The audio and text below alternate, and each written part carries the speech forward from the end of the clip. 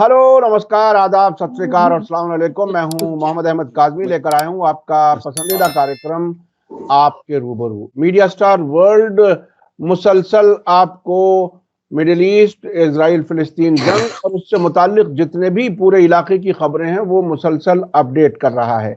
इसके अलावा जानकार लोगों से मुलाकातें करा करके कोशिश यह है कि गहराई से हालात को समझा जाए और जो कुछ इंटरनेशनल गोदी मीडिया में बताया जाता है या जिसकी गोद में हमारा भी मेन स्ट्रीम मीडिया किसी हद तक बैठा हुआ है, वो जो कुछ बताता है उससे आगे की इंफॉर्मेशन हम हासिल करने की कोशिश करते हैं। और हमारी पूरी कोशिश रहती है कि जहां से खबर है वहां सोर्स के नजदीक तरीन भी पहुंचा जाए। आपको हम अक्सर तेहरान से, बैरूत से, दमिश्क से, मुख्तलिफ जगहों से आपको इंटरव्यूज हमने पहुंचाए हैं, अमेरिका से। आज एक बार फिर हम सीनियर जर्नलिस्ट शेख मंजूर साहब के साथ बात करेंगे। आज बात यह करनी है कि एक लंबे अरसे से जंगबंदी का इंतजार था। अब जंगबंदी पहले लेबनान और इजराइल के बीच में हुई और अब हमास और इजराइल के बीच में हुई, लेकिन अब भी कुछ हमलों की भी खबरें हैं, लेकिन कैदियों की रिहाई। लेकिन इसके बीच में डोनाल्ड ट्रंप ने एक नई बात तो नहीं है, लेकिन ट्रंप से चूंकि उम्मीद नहीं की जा रही थी, वो ये कहने की कोशिश कर रहे थे कि मैं तमाम जंगें खत्म करना चाहता हूं। उन्होंने क्लीन गाजा यानी गाजा को साफ कर दो, ये बात कह दी और उसके बाद एक बिल्कुल नई बहस शुरू हो गई। शेख मंजूर साहब, वेलकम है आपका। मीडिया स्टार वर्ल्ड को आप वक्त दे देते हैं, उसके लिए बहुत बहुत शुक्रिया। अब आप बताइए कि अब दोनों तरफ जंगबंदी हो गई, लेकिन ट्रंप ने एक नई बात कह दी कि गाजा को फिलिस्तीनियों से खाली करो और उनको इजिप्ट और जॉर्डन में उनको ट्रांसफर कर देना चाहिए और यहाँ एक नया एक तरह से शहर बसे, क्या क्या उनके जहन में। लेकिन इससे एक बहुत बड़ा झटका लगा है अमन के रास्ते को। आप क्या कैसे देख रहे हैं? देखिए, ये जो ट्रंप का जो मिशन है, जो वो पहले ही ये इलेक्शन से पहले ही कह रहा था, मुझे मिडल ईस्ट के लिए एक प्लान मेरे जहन में है। ये डेंजरस प्लान है। इससे मिडल ईस्ट जो है, जो कुछ भी बचा खुचा है, तबाही और बर्बादी के रास्ते पर चलेगा। क्योंकि सबसे बड़ी जो बात है जो उसने कहा और जो इसके अपॉइंटीज है, चाहे वो मिडल ईस्ट के लिए उसका एनवाय है, इजराइल के लिए उसने जो अपॉइंट किया एम्बेसडर, या यूएस सेक्रेटरी ऑफ स्टेट जो है, ये सारे जो है ये प्रो इजराइल है।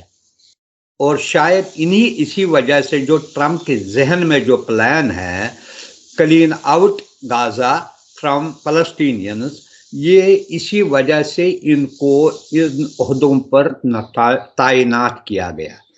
पहले ये लग रहा था कि अगर आप इसके दो हिस्से हैं, फर्स्ट, जो पिछली बार हमने कहा था ट्रंप की वजह से ही वहां पर सीज फायर हुआ, वो एक खुशाइन बात लग रही थी, लेकिन साथ ही ये एप्रीहेंशंस भी थे कि ट्रंप के ज़माने में, चाहे इसकी फर्स्ट टेन्योर लीजिए या अब की टेन्योर लीजिए, सारा मिडल ईस्ट जो है वो डिस्टेबलाइज हो रहा है।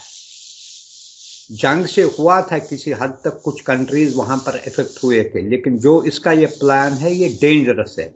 इसी वजह से जो अरब कंट्रीज, जिन्होंने खास तौर पर, अगर आप देखें, गाजा वार में मेयरली वो म्यूट स्पेक्टेटर्स रहे, जब उनको अपने पर आ गई तो उन्होंने इस प्लान को आउटराइटली रिजेक्ट किया। इतना ही नहीं, ओआईसी ने भी किया, उन्होंने कहा ये पॉसिबल ही नहीं है।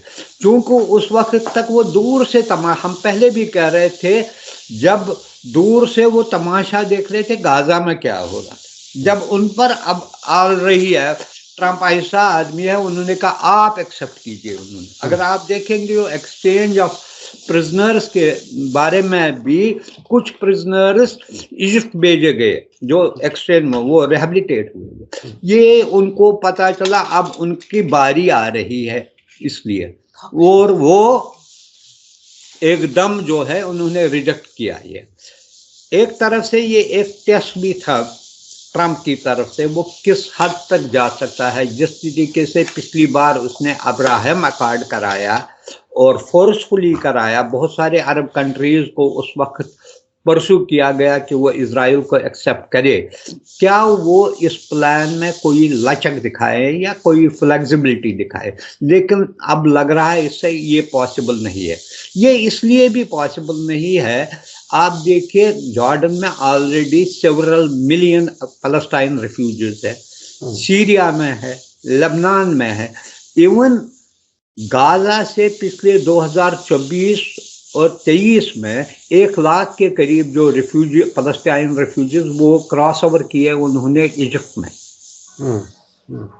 अब उनकी इकोनॉमी भी इतनी नहीं है स्ट्रांग, और ऑलरेडी जो है अगर आप देखेंगे हिस्ट्री पर देखेंगे, जो किंग अब्दुल्ला जॉर्डन का था, किंग हुसैन का फादर, उससे एक फलस्तीनी ने मस्जिद अक्सा के बाहर गोली मारकर हलाक किया कि उनको लग रहा था उस वक्त कि जॉर्डन जो है वो उनके हुकूक की पामाली कर रहा था। अब ये रिलेशन है। और उसके बाद किंग हुसैन के ज़माने में जो फ़लस्तीनियन पर जुल्म हुआ, जिसमें जनरल ज़ियाउल हक का भी बड़ा रोल रहा है, वो मेजर जनरल था उस वक्त, उसके एक ब्रिगेड, उन्होंने टैंकें चलाई उनको।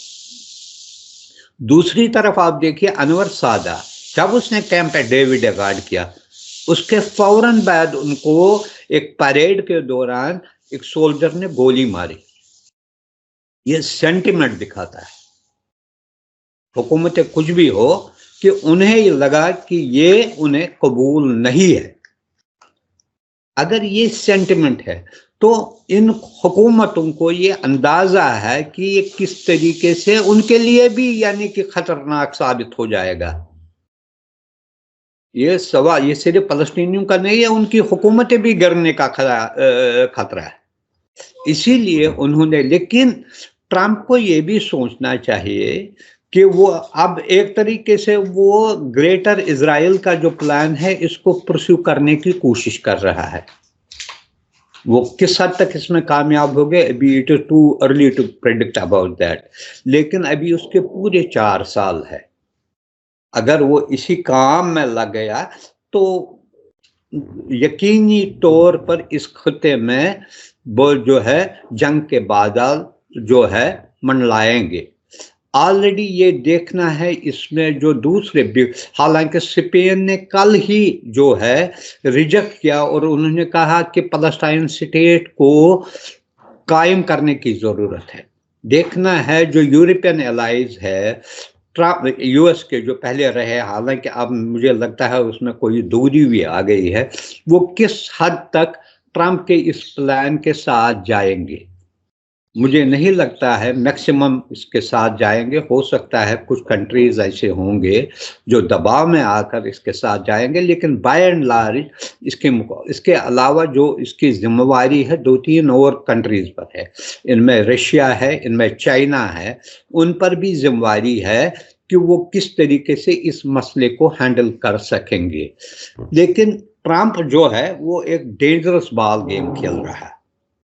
ये यहाँ ही नहीं, उसने सारी दुनिया में उथल पुथल मचाई है। एक तरफ वो कहता है कनाडा को मैं 51st स्टेट बनाऊंगा यूएस का, दूसरी तरफ ग्रीनलैंड पर अपना कब्जा जमाने की कोशिश कर रहा है, तीसरी तरफ आप पनामा कनाल पर भी कहता है मैं इसको अपना टेक ओवर। क्या ये कर सकेगा? इतना आसान भी नहीं है। और अब की बार इसके जो एलाइज भी है वो इससे नाखुश है। वो किस हद तक यानी कि एक फ्रंट लेंगे इसके खिलाफ, ये देखने वाली बात। आपने बताया कि जॉर्डन और मिस्र जो खामोशी से तमाशा देख रहे थे गाजा पर कत्लेआम का, अब उनका एक तरह से टेस्ट है, उनका नंबर आ गया। अब ट्रंप चाहते हैं कि इन फिलिस्तीनियों को ये मुल्क लें। अभी पिछले दिनों एक अमेरिका के सीनियर अफसर ने एक बयान दिया कि इजराइल और सऊदी अरब के बीच में नॉर्मलाइजेशन की जो बातें हो रही हैं उसमें फिलिस्तीन स्टेट बनाने का हमने कोई वादा नहीं किया है। तो एक तरह से सऊदी अरब को भी अमेरिका खुद अपने एलाई को उसका पर्दाफाश कर रहा है, और उसका जो वो झूठ जो बार बार वो बोलता है कि जब तक फिलिस्तीन नहीं बनेगा हम ताल्लुकात कायम नहीं करेंगे, तो एक तरह से सऊदी अरब भी इसमें एक्सपोज होता जा रहा है। आपको क्या लगता है कि ये लार्जर गेम है इन देखिए, अब? इसमें दो चीजें हमें देखनी चाहिए। अगर आप देखेंगे, जो अब्राहम अकॉर्ड है, जो ट्रम्प ने ही किया था, जिसका वो जो है मास्टरमाइंड है उस अकॉर्ड का, उसमें क्लियरली ये कहा गया है कि एक फलस्तीन स्टेट होगी।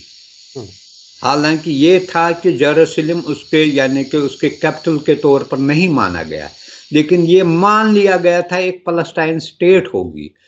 और शायद वही बेसिस बनाकर सऊदी अरब ने ये कहा था कि जो अब्राहम अकॉर्ड में ये कहा गया था कि एक फलस्तीन स्टेट होगी इंडिपेंडेंट, उसके बाउंड्रीज क्या होगी, हदहाल क्या होगा, उसके बारे में कोई फाइनल डिसीजन तो नहीं था, लेकिन उस पर शायद सऊदी अरब ने उनको कहा अगर ये स्टेट बनेगी तो वो उसको रिकॉग्नाइज करेंगे। ये उसके अलाइज के कहने से, उसके जो ऑफिशियल्स कहेंगे नहीं की थी, कम उनकी जो रिटर्न जो है, उनका जो अनाउंसमेंट है जो दोहा एग्रीमेंट के दौरान उन्होंने किया है, ये स्टेट होगी। अब वो उससे भी मुकर रहे हैं। शेख मंजूर साहब, हमने 1980 की दहाई में, 1990 की दहाई में अमेरिका की स्पॉन्सर्ड बातचीत, पीस टॉक्स हमने देखी है, इजराइल फिलिस्तीन बातचीत, जिसमें पहले यासर अराफात और फिर महमूद अब्बास वगैरह ये लोग बैठते थे, जो अब पूरी तरह से एक्सपोज हो रहे हैं कि वो सिर्फ और सिर्फ इजराइल के लिए, अमेरिका के लिए काम करते रहे हैं। उस वक्त तो 2 स्टेट सोल्यूशन का वादा किया जाता था, ईस्ट जेरूसलम को बाकायदा कैपिटल के तौर पर माना जाएगा, ये कहा जाता था। तो इजराइल और अमेरिका की अब, चूंकि इजराइल की तरफ से तो अब एक बार भी 15-16 महीने की जंग के दौरान इजराइल के किसी भी जिम्मेदार ने फिलिस्तीन स्टेट अलग बनाने की बात नहीं कही, बल्कि ये कहा कि जो भी कर रहा है उसे, यानी उसको वो इग्नोर कर रहे हैं। तो ये तो झूठ बोलने के माहिर हैं। अगर उन्होंने अब्राहम अकॉर्ड में लिख भी दिया हो तो इन पे भरोसा कैसे किया जा सकता है? भरोसा की बात हम नहीं कहते, हम कहते हैं उस वक्त की जो कमिटमेंट है। दूसरी बात ये देखते हैं, देखिए आप देखिए इसमें डाइल्यूशन होता है। जब उनको लग रहा था अरब कंट्रीज या फलस्तीन भी स्ट्रांग पोजीशन में थे, तो उस वक्त उनकी बातें कुछ मानी जाती थी। जैसे ओस्लो अकॉर्ड में एक स्टेट के बारे में जो वो बेसिस बन गया, 2 स्टेट फार्मूला का वही बेसिस बन गया, उसमें ईस्ट जेरूसलम का भी है, उसमें ज्यूइश सेटलमेंट जो है ऑक्युपाइड एरियाज में नहीं होने चाहिए। अभी जो है अगर आप देखेंगे, इससे पहले 1.5 साल पहले ही बाइडेन एडमिनिस्ट्रेशन ने जो पहला बयान दिया है कि गाजा का वार खत्म होते ही हमें फलस्तीन स्टेट के बारे में सोचना चाहिए, ये एक है, ये तो इसमें कोई ये नहीं है। अब क्या है, अब उन्हें लगता है, एक तो वो ऑलरेडी उनका प्रो इजरायली यानी स्टांस है, अप्रोच है, माइंड रखता है वो, और ये समझते हैं जो इस वक्त वेस्ट एशिया या मगरबी मशरकी एशिया में जो हालात है, जो वो इजराइल के फेवर में है, इसलिए वो ज्यादा से ज्यादा एक्सट्रैक्ट करने चाहता है benefit for the sake of Israel. उसमें ये भी वो कोशिश कर रहे हैं कि शायद गाजा, अभी आप देखिए कि वेस्ट बैंक के बारे में वो कह रहा है कि वेस्ट बैंक को भी हम लेंगे वापस। वेस्ट बैंक, उन्होंने कहा है कि जो यूएस एम्बेसडर है इजराइल के लिए नॉमिनेट किया, वो अगले हफ्ते शायद वहां जा रहा है, तो उसने कहा है वेस्ट बैंक को भी हम, इसीलिए आप देखते हैं एक तरफ गाजा में सीज फायर हो रहा है तो वेस्ट बैंक पे उन्होंने अटैक्स को है स्टेप अप किए हैं। उनका ये जो है प्लान, वो नहीं देना चाहते हैं, पीएस में नहीं रहना चाहते हैं इस वक्त। वो किसी न किसी तरीके से वो चाहते हैं कि हमस की तरफ से कोई वायलेशन है जो उनके लिए बहाना बने कि फिर से उस पर अटैक करने के लिए, डिसलोकेट करने के लिए, और वही बहाना उसको इस वक्त शाई भी दे रहे हैं वो लोग। पहले एक चीज तो है, बाइडेन एडमिनिस्ट्रेशन हालांकि बहुत खराब मैसअप किया उन्होंने इस मसले को, लेकिन किसी हद तक उन्होंने कहीं कहीं ये जो सेटलमेंट्स के बारे में उन्होंने पाज लगाया इन पर, यानी कि मिलिट्री सप्लाई के लिए, लेकिन पहले ही एक तरफ ये कहता है मैं किसी को मदद नहीं करूंगा, यानी कि फाइनेंस बंद किए, लेकिन इजराइल के लिए उसने बंद नहीं किया ये। जो भी एड है वो इजराइल के लिए भरपूर जारी रहेगा। ये इसके आप दिखा रहा है इसका रियल इंटेंशंस क्या है। क्या अब की बार लेकिन वो डिसएडवांटेज भी है उसके लिए है। अब की बार he is not in a position to carry along all जो है यूरोपियन एलाइज, क्योंकि एक तो उसने पेरिस अकॉर्ड से विड्रा किया, दूसरा WHO से विड्रा किया है। WHO में तकरीबन $1.2 बिलियन की जो असिस्टेंस है, जिससे सारे जो है हेल्थ प्रोग्राम्स है all over the world, specially in African countries, वो इफेक्ट हो जाएंगे। वो उससे निकला। नाटो के बारे में उसका ये है, मैं पैसे ज़्यादा देने वाला नहीं, ये आपकी जिम्मेदारी है, आप ही इस पर ज़्यादा खर्च करोगे, मैं इसमें पढ़ने वाला नहीं हूँ। ये एक नया जो चीज़ है वो इसके साथ साथ उनके लिए भी ये चलेगी। वो भी अपने नए अलाइज को ढूंढने की कोशिश कर रहे हैं। अगर आप देखेंगे, जब फ्रांस को लगा कि ट्रंप जो है ज़्यादा उनके वेस्ट के खिलाफ है, तो उसी वक्त उन्होंने चाइना के प्रेसिडेंट को वहाँ बुलाया। एक किस्म के मैसेज देना चाहते हैं कि हमारे पास है दूसरे ऑप्शंस, अल्टरनेटिव्स है जिन्हें हम परसू कर सकते हैं। अब देखना यह है कि किस हद तक इस सिनेरियो में, अभी जो है अगले हफ्ते जो है नेतान्याहू वाशिंगटन जा रहे हैं। देखना है इस मीटिंग में जो क्रूशल है, तो अरब कंट्रीज इस मीटिंग का बड़े ईगरली देखना चाहते हैं इसका आउटकम क्या होगा, ताकि वो कोई पॉलिसी बनाए। लेकिन बदकिस्मती से अरब कंट्रीज में भी कोई कोहेसिवनेस नहीं है। इवन जो गल्फ GCC कंट्रीज जो एक यूनाइटेड, अब वो भी दो हिस्सों में बटा है। नहीं, वो तो देखिए शेख साहब, इजराइल के और अमेरिका के प्लान का ये अरब हुकूमतें कितना बड़ा हिस्सा हैं वो हमने सीरिया में भी देख लिया। सीरिया में जिस तरह से हुआ, ये सारी हुकूमतें उनके इशारे पर जिस तरह से कोऑर्डिनेटेड लेबनान के साथ सीज फायर के फौरन बाद हुआ, तो ये इजरायली अमरीकी प्लान था। ये कोई कुछ लोग खुश हो लेते हैं कुछ और कहने की कोशिश करके, लेकिन वो बज़ाहिर ये सारे अरब मुल्क उस नई जो भी हुकूमत बनी है उसके साथ है, वो हमारे सामने है। अच्छा, एक चीज आपको क्या लगता है, एक लंबे अरसे से आप भी देख रहे हैं कि ये यासर अराफात का कैंप डेविड हो या फिर ओस्लो एकॉर्ड हो, इन सारे जितने भी समझौते हुए इजराइल के साथ, या इजिप्ट और जॉर्डन का पीस एकॉर्ड हो इनके साथ, इजराइल के साथ, ये सारे कुछ मुनाफिक किस्म के लीडर्स के जाती फायदे के लिए या लालच दे करके नहीं कराए गए क्या, कि पूरा फिलिस्तीन का मसला ही एक तरह से हाथ से छीन लिया गया। और आज तक भी अभी भी दुनिया भर में फिलिस्तीन के नुमाइंदे के तौर पर पेश किया जाता है महमूद अब्बास को, जो फिलिस्तीनियों को कत्ल करने में शामिल है। तो क्या आपको नहीं लगता कि वो एक मुसलसल एक कहानी बनती रही और उन्हीं लोगों से काम लिया जाता रहा?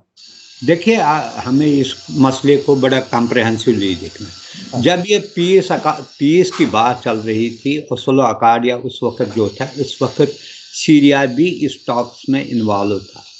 सीरिया के एक क्लियर विजन था, व्यू पॉइंट था हाफिज अल-असद पर, कि हमें कॉम्प्रिहेंसिव सेटलमेंट प्लान चाहिए for piece, which includes settlement of Palestinian issue. वो इसके मुखालिफ थे, इसी वजह से उसने उस वक्त गोलान हाइट्स को नहीं लिया। वो चाहता था, चाहे वो सीरिया के साथ हो, जॉर्डन के साथ हो, इजिप्ट के साथ हो, साथ ही साथ जो मेन और कोर इशू है पैलेस्टाइन का, सारे इश्यूज को इकट्ठे रिजॉल्व करने की इशू नहीं है। उस वक्त क्या किया, उस वक्त जो इजिप्ट ने कहा, चूंकि उसका वास्ट एरिया गाजा में जो है वो हार चुका था, उसने इस हिस्से को वापस लेने की कोशिश की अपने लिए, सेटिंग असाइड उसका इग्नोर किया the interest of other countries.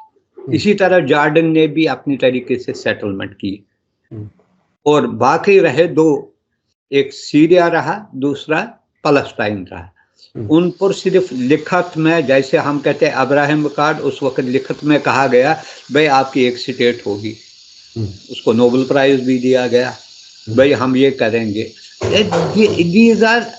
They are trying to buy time. उनको पता है जो उस वक्त की सिचुएशन है, आज की सिचुएशन में बहुत फर्क है। इसीलिए उस वक्त वो अगर 100 मीटर देने को तैयार है, आज वो 20 भी देने को तैयार नहीं। वो इस तरीके से, पहले वो कहते हैं ईस्ट जेरूसलम ये है, अब्राहम अकॉर्ड में ईस्ट जेरूसलम भी निकल गया। ये ग्रेजुअल ये करते, ये इनकी जो है स्ट्रेटेजी बहुत डेंजरस होती है। या तो नाउ एंड नेवर, या इस वक्त जो करना था नहीं अभी करो, वरना नहीं। अब इसमें अगर आपके 5 पार्टीज है, 3 अलहदा हो जाएंगे अपना लेकर हिस्सा, जो कुछ भी इनका हिस्सा है, फिर उसको लेबनान छोड़ा, फिर सीरिया छोड़ा और ये छोड़ा, क्योंकि ये वीक पोजीशन में थे किसी हद तक। दोनों ने अपना किया ये बंदरबांट। तो ये एक डेंजरस ट्रेंड है। This is a lesson for Arab countries particularly, if they don't remain United for their cause. एक एक करके ये खाएंगे, एक एक करके खाएंगे, और इनमें नंबर आने का अब लग गया, अब लग गया। अब पहले उसका लगा। अच्छा, इजिप्ट जॉर्डन की है ऑलरेडी, वहां पर 2.5 मिलियन से ज्यादा पैलेस्टाइनियंस है। इजिप्ट में भी है। वो इजिप्ट कहाँ उनके, वो क्या उसको लेना पड़ा। अभी जो एग्रीमेंट हुआ थी, एग्रीमेंट 70 या 70 के करीब उसको जो है लेने पड़े उसको, तो he was it was under pressure. बिल्कुल बिल्कुल, उनमें इतनी ताकत नहीं, मर रहा वो एड बंद करेगा। अच्छा शेख साहब, अब थोड़ा सा दूसरी तरफ चलते हैं। अभी पिछले हफ्ते में, बल्कि अभी तक वो सिलसिला जारी है, साउथ से नॉर्थ गाजा की तरफ जिस जोश से लोग जा रहे हैं, जैसे वीडियो सामने आए हैं, रुकावटें भी खड़ी करने की कोशिश की गई, और इजराइल उनके नजर से बहुत ही खूंखार किस्म के कैदियों को भी, फिलिस्तीनियों को छोड़ने के लिए तैयार हुआ।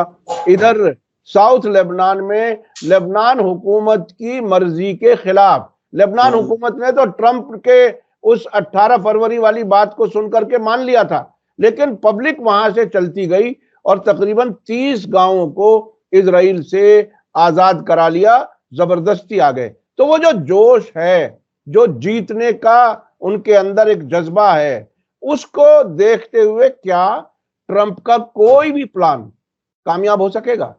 मुझे देखिए, पहली बात ये है, जो उसका प्लान है मुझे नहीं लगता है इसमें कोई कामयाबी की कोई गुंजाइश है।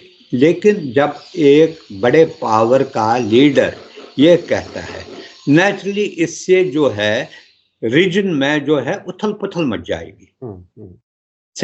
अब देखिए, जो इजिप्ट जो है मेजर यानी कि रिसीवर ऑफ अमेरिकन एड है, मिलिट्री एड भी मिलता है, इकोनॉमिक एड भी उससे मिलता है, और बेसिकली अगर देखेंगे अमेरिका के सारे इंटरेस्ट इजिप्ट ही आजकल देखता है वहां पर। तो वो इसीलिए उसको, एक तो ये है। दूसरी बात ये देखना है कि ट्रंप जो है ना, वो ऐसी बात कर रहा है कि क्या ये प्रैक्टिकल है क्या। फर्स्ट ऑफ ऑल, जो मैं एक इंग्लिश बाहर का ये शायद यूएस पेपर पढ़ रहा है, रिहेबिलिटेशन में है। अगर आप देखेंगे गाजा में 2.2 मिलियन पीपल रहते हैं, इनको पहले एयरलिफ्ट करना, दूसरी जगह rehabilitate, it involves billions of dollar, not 50-60, more than 200। Who is going to bear that cost? और फिर उनके लिए वहां पर इंतजाम करना है, कोई एक अलहदा सिटी बनानी है। नहीं साहब, इसके अलावा इंसान इन्वॉल्व हैं इसमें। ये कोई कमोडिटी नहीं है कि उठा के किसी को कहीं भी ले जाकर रख दिया जाए। वहां ये उनके जज्बात, उनके अपनी जमीन से मोहब्बत, वो मलबे के ऊपर भी सोने के लिए तैयार हैं। ये लोग जो गए, क्या ये अपनी जमीन छोड़ देंगे? हम कहते हैं इमोशनल। दूसरी बात ये जो कहते हैं हवा में बातें करते हैं। अभी आप देखिए, ट्रंप ने पहले कहा मैं जो हूँ, मैं फलानी पर पाबंदी लगाऊंगा, चाइना पर 20%। अभी उसने कहा I may not impose tariff on China, क्योंकि उसको फिर पता चलता है इसके इम्प्लीकेशंस भी इसके मुल्क पर क्या पड़ेंगे। उसने कहा मैं फलानी पर ये करूंगा, ग्रीनलैंड खाऊंगा। तब ये थोड़ी है, वो तो कनाडा, ग्रीनलैंड सब कुछ हड़पने की बात कर रहा है। और कनाडा जो सबसे नजदीक तरीन दोस्त और आना जाना बिल्कुल ऐसा फ्रेंडली मुल्क के तौर पर, वो तो उसको भी नहीं छोड़ने के लिए तैयार है। अच्छा, मैं अब जानना चाहता हूं, इस वक्त ट्रंप ने ईरान के सिलसिले में क्या इशारे दिए, क्या कुछ है, आप उसे कैसे देख रहे हैं? देखिए, कुछ लोग कहते हैं एक डायलॉग चल रहा है इस हुकूमत के साथ, किसी न किसी लेवल पर एक डायलॉग चल रहा है कि बातचीत हो रही है। इस वक्त अगर आप देखेंगे इसके किसी भी स्पीच में कुछ चीजें इसमें शिफ्ट भी हो गई है। किसी भी स्पीच में इसने जो है ईरान को इतना टारगेट नहीं किया जो मेजर स्पीच है। और पॉलिसी में कोई तो शायद ही तब्दीली आई होगी, लेकिन कहीं ना कहीं वो बहुत सारे जो है फ्रंट्स नहीं खोलना चाहता है, वो भी एक चीज है। दूसरी बात, अभी वो इस मामले में चुप साध लिए हुए हैं, वो नहीं चाहता। इवन चाइना के मामले में वो गो स्लो कर रहा है। अब थोड़ा ये जो है, पहले रशिया का बड़ा क्लोज अलाई माना जाता था, अब की बार रशिया के साथ इतना नहीं है जितना वो चाइना के साथ, क्योंकि इसीलिए चाइनीज प्रेसिडेंट को अपने इनॉग्रेबल फंक्शन में बुलाया था, हालांकि वाइस प्रेसिडेंट आया वहां का, ये रशिया को नहीं बुलाया, जिसको वो कहता था वो दोस्त है। और ये भी कहता था रशिया गलती कर रहा है यूक्रेन में जो पहले कहते थे मैं आर्म्स एम्यूनिशन बंद करूंगा, कहा नहीं, वो कंटिन्यू रहेगा। ये इसके देखिए, बेसिकली ट्रंप अकेला नहीं है, ट्रंप के जो डीप स्टेट जो है मिलिट्री एडवाइजर्स है, उनके भी वो लगता है उनके अपने इंटरेस्ट, उनको पता है उन्हें कहाँ पर क्या करना है, किस तरीके से वो ट्रंप कुछ कहेगा तो फिर वो थोड़ी ऐसे चलेगा। फिर उनको वो है, अब जिस तरीके से वो बाइडेन एडमिनिस्ट्रेशन एग्रेसिवली उनको सपोर्ट कर रही थी, मदद कर, वो लेवल तो नहीं रहेगी, लेकिन वो इसको टोटली अबंडन भी नहीं करेंगे, क्योंकि ये एक फ्रंट बन गया है रशिया के खिलाफ, जिससे वो किसी भी सूरत में खत्म होने नहीं देंगे। ये अच्छा, ये अच्छा, एक आखिर में एक सवाल, हमास का एक डेलीगेशन पाकिस्तान गया, वहां बाकायदा सिंध असेंबली में उन्हें बड़ा रिसीव किया गया, कुछ असेंबली के मेंबर्स ने उन्हें इनवाइट किया था। क्या भारत में भी ऐसे कोई इम्कान है कि वो हमास जिसने अपनी ताकत दिखाई है इजराइल के सामने, क्या भारत कभी एक्सेप्ट करेगा उनके डेलीगेशन को? Not at least for near future में, ऐसी बात ही नहीं, क्योंकि हमस और इसके साथ अगर आप देखेंगे, वजीर आजम ने पहले ही इसको एक मिलिटेंट ऑर्गेनाइजेशन कहा था, उससे भी ज्यादा उन्होंने कहा था, उनके साथ उनकी इक्वेशन नहीं बन रही है। जो कुछ भी इनके रिलेशंस है वो पैलेस्टाइन अथॉरिटी के साथ है, उसी को वो मदद भी दे रहे हैं, उन्हीं की एम्बेसी यहाँ पर है, जो उनका रिप्रेजेंटेटिव है वो पैलेस्टाइन अथॉरिटी का है। सिर्फ ये है, इनफैक्ट बहुत सारे जो अरब कंट्रीज है वो भी यानी कि हम उसको पसंद नहीं कर रहे हैं। इसमें सबसे ज्यादा जो है जिनको करना, एक तो कतर में उनका हेडक्वार्टर हुआ करता था, इस वजह से है, और वो मीडिएटर का रोल भी कर रहा है। दूसरा जो इजिप्ट जो है, इजिप्ट भी इसमें मीडिएशन में कहीं ना कहीं लिंक्ड है, बिकॉज उनके साथ बॉर्डर है, और यही है। बाकी जो है दूसरे कंट्रीज में उनके साथ कोई लेना देना इतना नहीं है।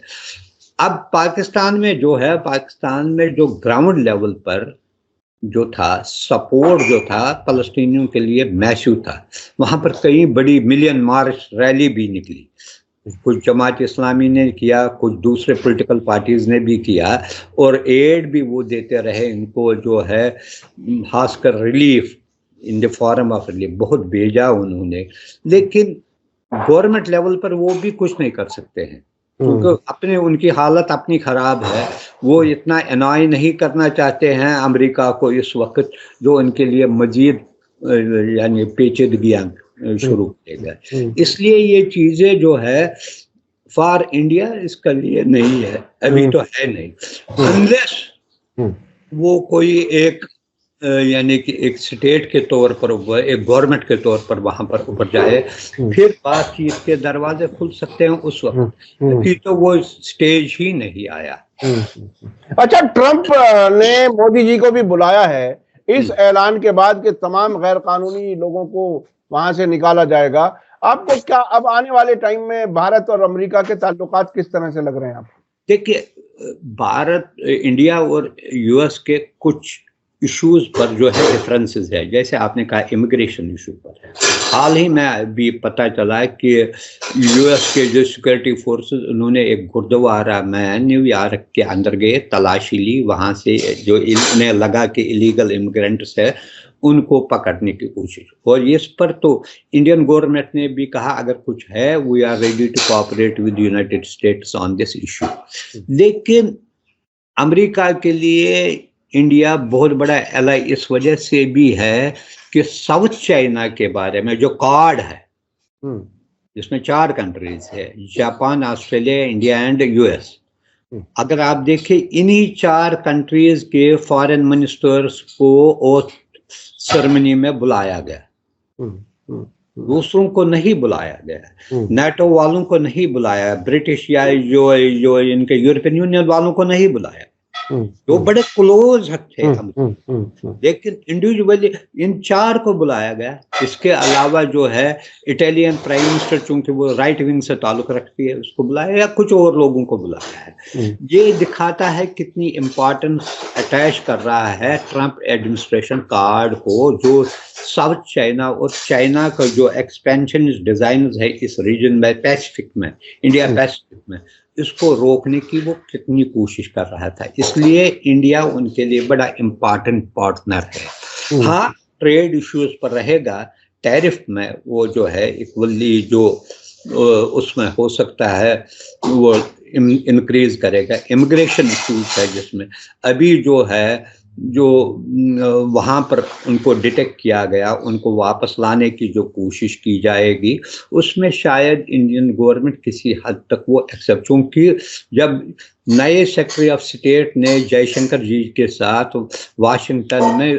इमीडिएटली आफ्टर ओथ सेरेमनी बातचीत की, तो उसने वहाँ पर ये इमिग्रेशन इशू भी उठाया गया, इलीगल इमिग्रेंट्स का। तो उस वक्त उन्होंने ये उनको यकीन दिलाया कि इस मामले में हम आपके साथ कोऑपरेट। अब फिगर किसी को पता नहीं है, कुछ लोग कहते हैं, बाहर की एजेंसीज कहते हैं 7,50,000 है, कुछ लोग कहते हैं अभी इमीडिएटली 20,000 है जिनको निकलने की जरूरत है।